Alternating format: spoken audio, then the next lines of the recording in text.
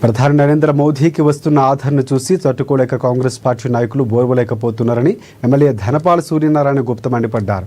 ప్రపంచవ్యాప్తంగా మోదీని గొప్ప నాయకుడని పొగిడితే కాంగ్రెస్ బీఆర్ఎస్ పార్టీ నాయకులు మోదీపై తప్పుడు ప్రచారం చేస్తున్నారని ధనపాల్ మండిపడ్డారు. స్వచ్ఛ భారత్ కార్యక్రమంలో భాగంగా నిజామాబాద్ నగరంలోని దేవీ రోడ్లో రోడ్లను ఆయన ఊడ్చారు. అయితే రోడ్లు శుభ్రంగా లేకపోవడం, గత కొద్ది రోజుల నుంచి చెత్త నిల్వ ఉండటంపై మున్సిపల్ సిబ్బందిపై ఎమ్మెల్యే మండిపడ్డారు. రోజు చెత్త సేకరణ జరగాలని, చెత్త నిల్వలు కనిపిస్తే కఠిన చర్యలు తీసుకుంటామని ఎమ్మెల్యే సూర్యనారాయణ గుప్తా హెచ్చరించారు.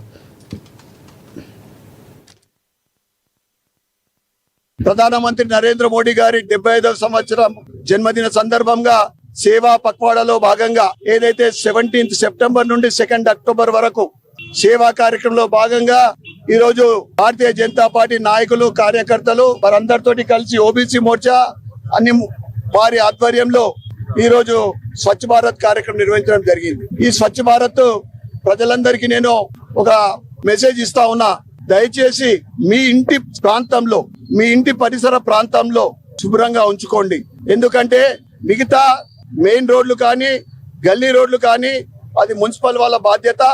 మీకు ఎటువంటి ఇబ్బందులున్నా చేసినా గానీ నాకు ప్రత్యక్షంగా మీరు డైరెక్ట్ గా ఫోన్ చేయొచ్చు.